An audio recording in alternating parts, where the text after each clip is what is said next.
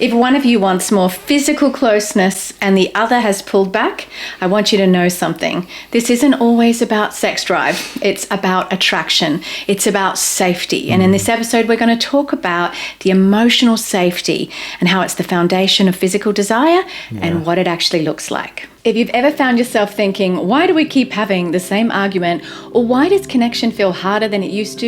You're not alone. Welcome to Marriage, Intimacy and Healing with Andrew and Lara. We're a husband and wife team, blending science-based coaching and clinical nervous system insight to help couples understand what's really happening underneath conflict, distance, and emotional shutdown. I'm Lara. I'm an ICF PCC certified coach and educator. And I'm Andrew, a licensed physical therapist specializing in body, mind, heart integration with extensive experience helping high-performing individuals navigate stress, communication, and emotional regulation. Together, we help you recognize the patterns that pull you apart and offer practical, grounded shifts that bring you back into connection. Let's dive into today's episode. This is way more common than people like to talk about because we don't like talking about, I want more sex and I'm not getting it, or you're not giving me enough sex. It's an uncomfortable conversation that has a lot of shame. Most men are like, I've got the most amazing, ecstatic sex life, Yes, that's true. Compared to everyone else, but we don't want to talk about it because of all that. But it's one of the most common patterns that we see,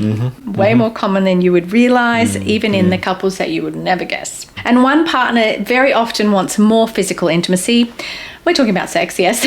And the other has quietly pulled back from it and kind of feels a lot of just anxiety around sex. And the conversation almost always gets stuck at this sort of surface level frequency, initiation, timing, like, oh, I feel so much shame because I don't have a bigger sex drive, that kind of stuff. But that's not actually where the issue lives usually. It's usually much deeper than that. Because the truth is that you cannot be simultaneously guarded, as in feeling unsafe to be vulnerable, and also intimate at the same time in terms of consensual, adult, beautiful sex within a committed, healthy, loving relationship. We're talking about that. Your body just doesn't let you do those two things, they're opposites at the same time. You have to feel safe to be vulnerable. Protection and vulnerability use the same door in terms of the emotions. If one door is locked, the other one can't be open at the same time. Now, it's true that you could disassociate, but we're not having that conversation. We're talking about general, everyday, sort of married couple sex life. There's obviously outliers and there's extremes to this conversation. That's for another day. This is just everyday kind of couples feeling like our libidos are not in sync. So from a body perspective, why can't someone just decide, inverted commas, to want more closeness? If we look at sex drive or when you're in the zone, it's where the parasympathetic nervous system is activated. So that's the rest, digest, heal. That's that side of the nervous system where it's not fight, flight, going crazy. This one, and protecting yourself and fire, that activated thing. It's more about switch off, and it's more about being in a very lower intensity and lower breath, lower everything. Musicians would talk about that flow they get into, that they're not always completely calm, but that's the place they're in. They're in this little drive of the parasympathetic nervous system. And it's not that they don't want to want it. It's more that their body isn't in a state where it's actually accessible. And that's the part of the conversation that often gets missed. And it's sad because then you end up feeling so much shame around sex life because you don't know the way out and you don't know who to talk to for help to get out of it. And then you can get frustrated even at each other toward logistics of like, I don't like that, and I want you to do this and you do that, and it becomes more logistics when there's something more going on. So let me give you a picture of what it looks like and what I've heard it look like from clients, but also what it might look like for you. David, name changed for privacy reasons, David feels rejected because Lauren rarely initiates. So he tries harder, he plans more dates, he brings it up. And Lauren just feels stressed and anxious and more pressure. Not because David is doing anything wrong. Correct. He's doing everything right on paper, like what men are told, this is what you should do. And these roles can be, of course, reversed. But because the underlying message she's receiving from David is, your job is to meet my need. And so I'm going to take the steps to get there. Not, I want to know what makes you feel safe enough to want to actually do this at all. That's a completely different message for him to be able to give to her or for her to be able to receive. And these are the unspoken conversations. And her body knows the difference, even if their minds are not articulating this yet.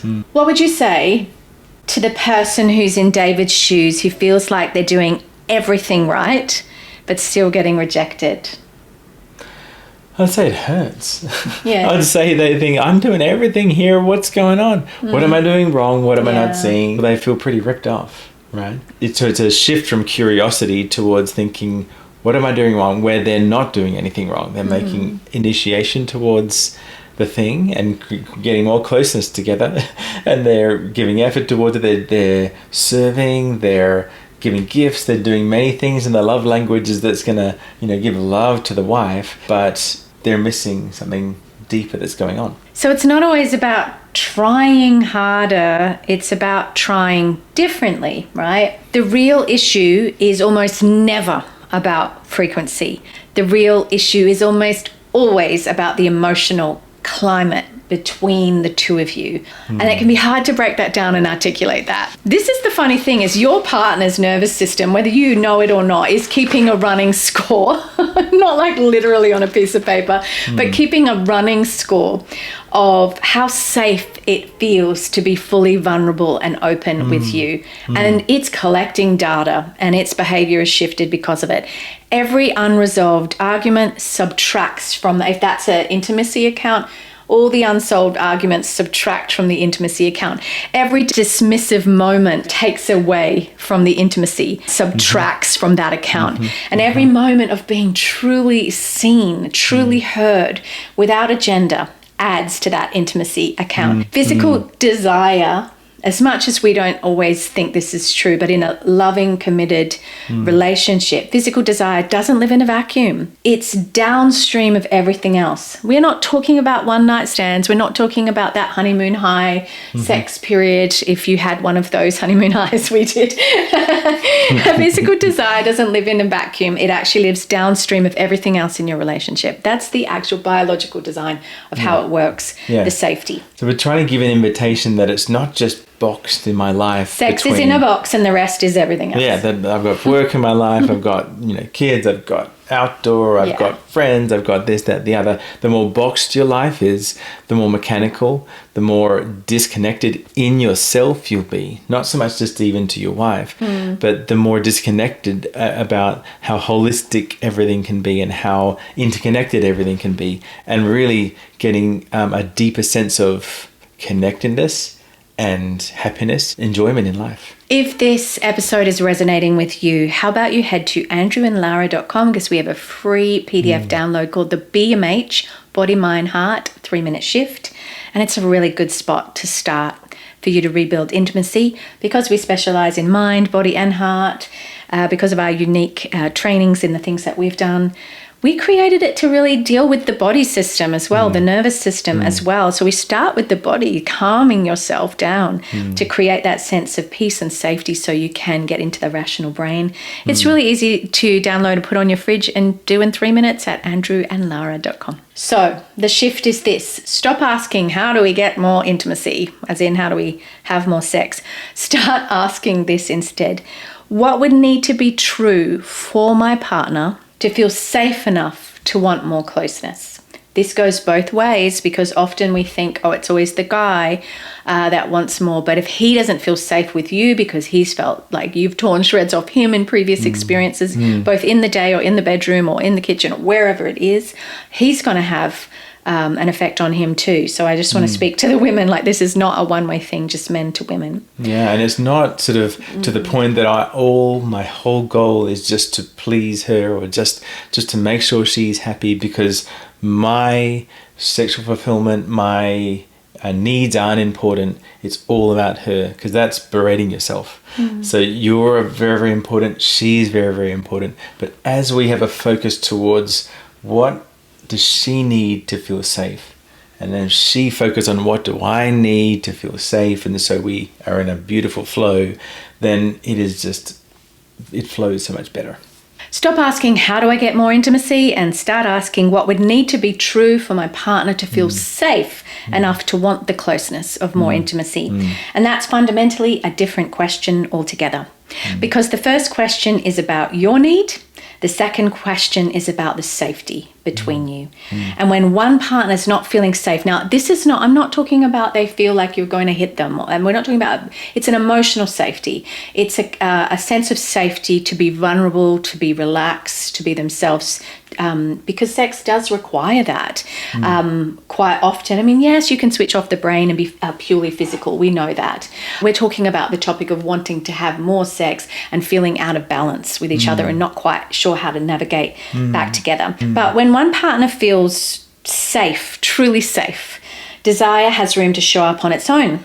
And so you don't have to chase it as much. We are trained coaches in this space, and we go through all of the core emotions and actually talk to each other about how we're feeling, specifically around the topic of the bedroom. And we're able to actually just be really honest while the other person just witnessed that, listen to that, no discussion, just purely my turn to talk about it, go through these emotions, your turn to talk about it, go through these emotions.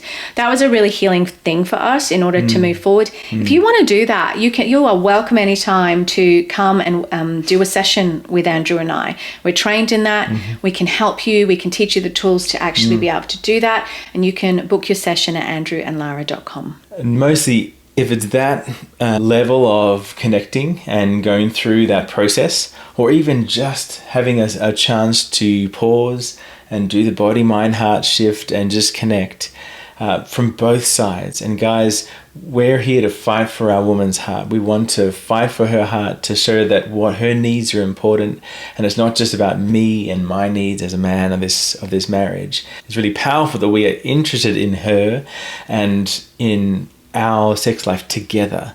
And so it flows so much better when we're in a place of relaxation and we're in a place of safety. And guys, we can feel a lack of safety as well. So there's elements of showing up and being completely honest and completely yourself, that sometimes we're wearing masks and we're doing things like that. Now, I want to speak to both sides for a second. If you're the one wanting more closeness, your desires are not wrong at all.